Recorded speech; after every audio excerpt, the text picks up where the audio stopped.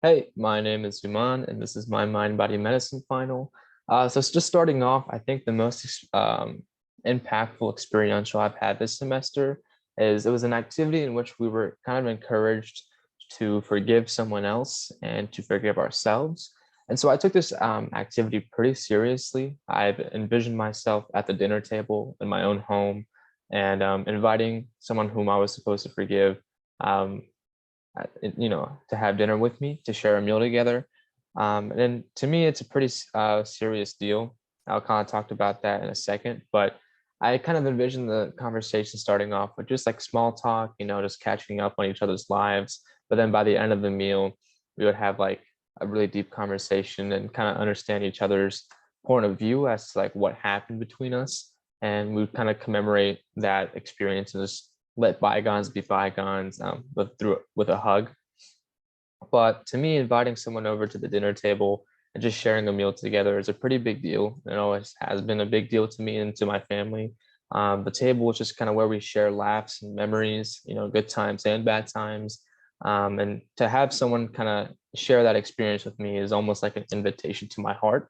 So asking someone to, share a meal with me that we've homemade, and just kind of have that moment together is a pretty big deal to me. So that's kind of how I forgave myself and another person. But what surprised me most about this class and what we've learned is just how impactful mind-body techniques are, especially to the brain.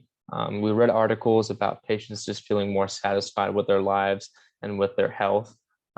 We've seen patients recover much better from injury and illness, and just really just how mind-body practices can just give you a clearer headspace, and help you with memory as well. Those are all facts that were interesting to me. And something that I've implemented since last semester, one of my advisors challenged me to just write down each day before I went to bed something that gave me joy. And that's honestly helped me a lot. Being a pre-med, it's tough. It's tough. There's times where I'm very struggling with OChem. And then there's other times where I'm experiencing imposter syndrome because I don't feel competent enough in what I'm doing. And so it's kind of to help me kind of push through those boundaries and to keep a positive mindset, just writing down something that I'm grateful for each day or something that gave me joy today is just a good way to kind of keep my head up and to keep going. And I definitely plan on implementing that into my life much more often and for the rest of my life. I know in class we did something where like we wrote down 5 things that we were grateful for. So that's just a similar activity. But I also want to implement like just nature and guided meditations more into my life.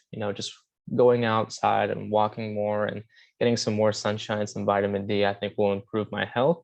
And also just being able to focus my energy on like one part of my body at a time and being able to release stress that way, I found to be very useful.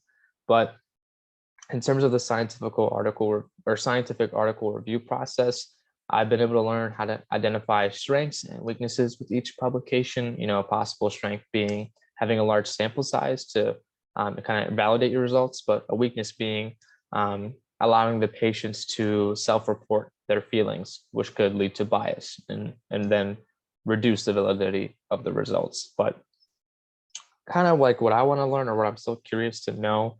I know I'm not the best article reviewer, but this class has definitely kind of helped me improve those skills. And I think these skills will just improve even more with more exposure as I continue to do cancer research. But I still want to know what it takes to go from starting an experiment to actually publishing it.